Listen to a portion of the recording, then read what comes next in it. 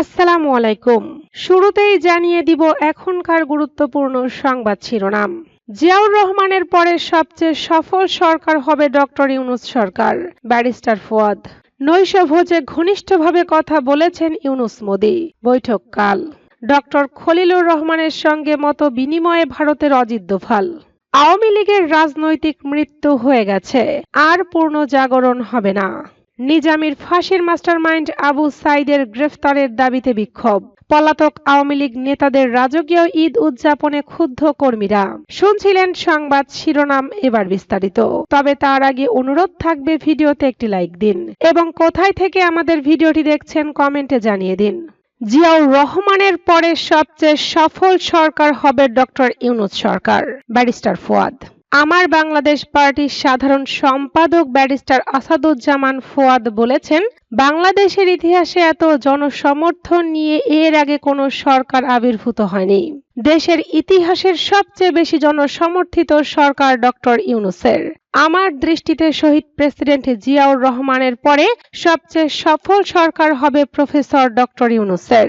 বৃহস্পতিবার দুপুরে বরিশাল প্রেস ক্লাবে ঈদ উপলক্ষে এবি পার্টির উদ্যোগে সাংবাদিক ও সুধীজনদের সঙ্গে মতবিনিময় সভায় প্রধান অতিথির বক্তৃতায় তিনি এসব কথা বলেন। এবি পার্টির জেলা ও মহানগর কমিটির উদ্যোগে সভা হয়।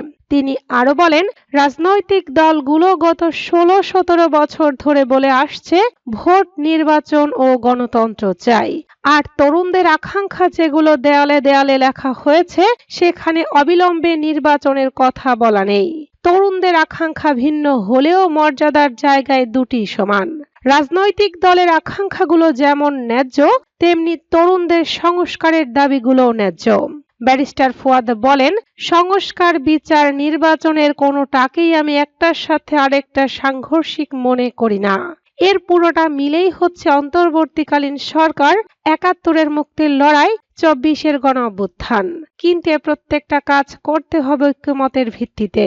একটি সুপ্ত জিনিস, হক জিনিসও চাপিয়ে দিলে জাতি মেনে নেয় না। তিনি বলেন, ২৪-এর গণ অভ্যুত্থানে মোটা দাগে বড় দুটি জনগোষ্ঠীর অবদান রয়েছে। 16-17 বছর ধরে রাজনৈতিক দলগুলো আন্দোলন সংগ্রাম করেছে ভোটের জন্য, নির্বাচনের জন্য, গণতন্ত্রের জন্য। তাদের লম্বা দীর্ঘমেয়াদী কোরবানি রয়েছে। হাজার হাজার মানুষ শহীদ হয়েছে, প্রতিবন্ধী হয়েছে, গুম খুনের শিকার হয়েছে। তাদেরও বড় একটা অবদান রয়েছে। দ্বিতীয় যেটা হয়েছে, গত জুন, জুলাই, আগস্টে বাংলাদেশের আকাশে নতুন নক্ষত্র এসে হাজির হয়েছে। তারা হচ্ছে আমাদের তরুণরা, যুবকরা, আমাদের শিক্ষার্থীরা। এই দুইটা অংশীজনের ভিন্ন ভিন্ন দাবি রয়েছে। এ সময় সংস্কার, নির্বাচন, বিচারের একটি সম্মিলিত রোডম্যাপ ঘোষণার দাবি জানিয়েছেন এবি পার্টির সাধারণ সম্পাদক। তিনি মনে করেন এই রোডম্যাপ ধরে দেশকে এগিয়ে নেওয়া সম্ভব। নৈশভোজে ঘনিষ্ঠভাবে কথা বলেছেন ইউনূস মোদি, বৈঠক কাল।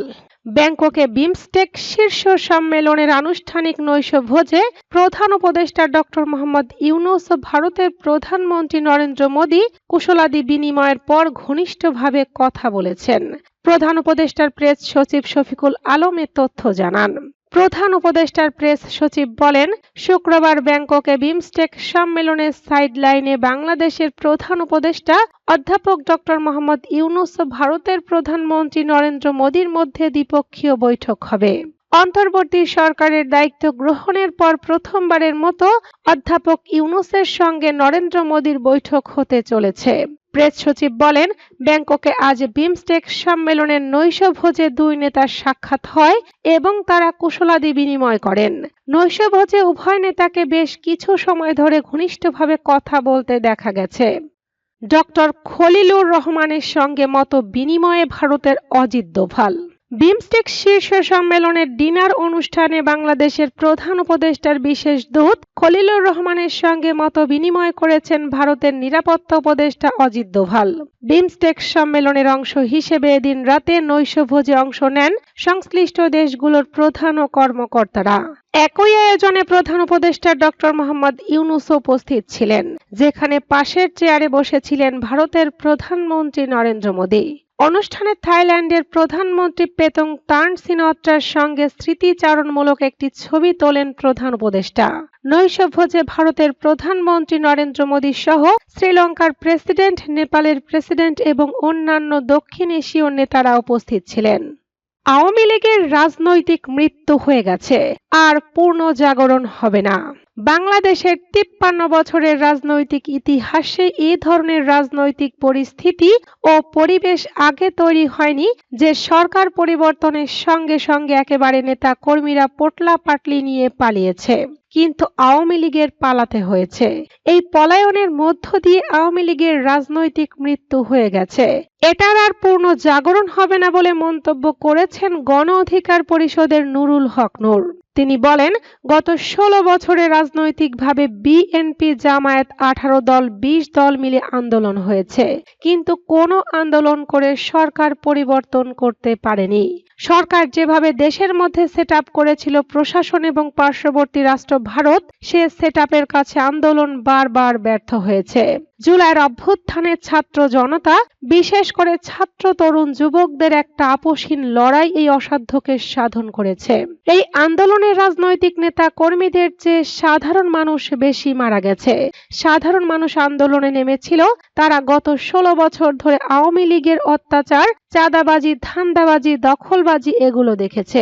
দেশের টাকা বাইরে পাচারের ফলে দেশের অর্থনীতিতে একটা বিপর্যয় সৃষ্টি হয়েছিল। দ্রব্যমূল্যের ঊর্ধ্বগতি, উন্নয়নের নামে লুটপাট হয়েছে। নেতাকর্মীদের উদ্দেশ্যে নুরুল হক নূর বলেন, প্রতিহিংসার রাজনীতি দিয়ে ভালো কিছু হবে না। প্রতিহিংসার রাজনীতিকে জিয়ে রেখে সমাজের, রাষ্ট্রের সংঘাত, সহিংসতা বজায় রাখতে চাই না। আমরা একটি সম্প্রতি সহনশীলতার রাজনীতি চাই, ভালোবাসা, ভালো লাগার রাজনীতি চাই।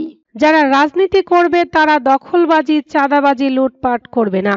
জনগণের সেবার জন্য রাজনীতি করবে। জনসেবামূলক রাজনীতিতে যারা নিজেদের ভুল বুঝতে পেরে ভুল স্বীকার করে জনগণের কাতারে আসবে, তাদের আমরা ক্ষমা করে দেব এবং তাদের নিয়ে আগামীর নতুন বাংলাদেশ, নতুন আঞ্চলিক রাজনীতি প্রতিষ্ঠা করব। নিজামীর ফাঁসির মাস্টারমাইন্ড আবু সাইদের গ্রেফতারের দাবিতে বিক্ষোভ। পাবনার সাথী উপজেলা জামায়াতের আয়োজনে সাবেক আমির মাওলানা মতিউর রহমান নিজামীর ফাঁসির মাস্টারমাইন্ড ফ্যাসিস্ট খুনি হাসিনার দোসর আবু সাইদের গ্রেফতার ও বিচারের দাবিতে বিক্ষোভ মিছিল ও প্রতিবাদ সমাবেশ অনুষ্ঠিত হয়েছে। বৃহস্পতিবার বিকেল 5টার দিকে উপজেলা চত্বর থেকে একটি বিক্ষোভ মিছিল বের হয়ে সাথিয়ার প্রধান সড়ক প্রদক্ষিণ শেষে জুলকারনাইন চত্বরে এসে পথ সভায় মিলিত হয়। এ সময় পথ সভায় বক্তব্য দেন উপজেলা জামায়াতের আমির মাওলানা মোখলেসুর রহমান, সেক্রেটারি আনিসুর রহমান, বাইতুল মাল সম্পাদক আবুল বাশার, পৌর আমির আব্দুল গফুর, সাংগঠনিক সম্পাদক নজরুল ইসলাম, বেড়া উপজেলা জামায়াতের আইন সম্পাদক মোশাররফ হোসেন সহ অঙ্গ সহযোগী সংগঠনের নেতারা উপস্থিত ছিলেন। পলাতক আওয়ামী লীগ নেতাদের রাজকীয় ঈদ উদযাপনে ক্ষুব্ধ কর্মীরা। টানা 17 বছর পর চরম সংকটে ঈদ উল ফিতর উদযাপন করেছে আওয়ামী লীগ নেতারা। দেশে বিপুল সংখ্যক নেতাকর্মী কারাগারে এবং অনেকে পালিয়ে বেড়াচ্ছেন। ঈদ করতে অনেকে এলাকায় গিয়ে গ্রেফতারও হয়েছেন। এরই মধ্যে বিদেশে বসে অনেক নেতা রাজকীয় ঈদ উদযাপন করেছেন, এমনটাই দাবি আওয়ামী লীগ কর্মীদের। তাদের ছবি সামাজিক যোগাযোগ মাধ্যমের সমালোচনার ঝড় তুলেছে। বিশেষ করে যুক্তরাজ্যে এবার কফির আড্ডায় দেখা গেছে আওয়ামী লীগের পলাতক 4 মন্ত্রীকে। তারা হলেন সাবেক মৎস্য প্রাণী সম্পদ মন্ত্রী আব্দুর রহমান, সাবেক পররাষ্ট্রমন্ত্রী ডক্টর হাসান মাহমুদ, সাবেক নৌমন্ত্রী খালিদ মাহমুদ চৌধুরী এবং সাবেক শ্রম ও প্রবাসী কল্যাণ প্রতিমন্ত্রী শফিকুর রহমান চৌধুরী। এ সময় আরো উপস্থিত ছিলেন যুক্তরাজ্য আওয়ামী লীগের নেতারা। নেতাকর্মীরা বলেন, ঈদ তো সবার জন্যই। নেতারা যে ঈদ উদযাপন করতে পারবেন না এমন নয়, তবে তাদের সঙ্গে কর্মীদের যোগাযোগ ও সুখ দুঃখের বিনিময় হলে ভালো হয়। কর্মীরা এতে প্রাণ পাবে কাজ করার। কিন্তু বর্তমানে বেশিরভাগ নেতা কর্মী তাদের থেকে বিচ্ছিন্ন। তারা কোনো মাধ্যমে যোগাযোগ রাখছেন না, সহযোগিতা তো পরের ব্যাপার।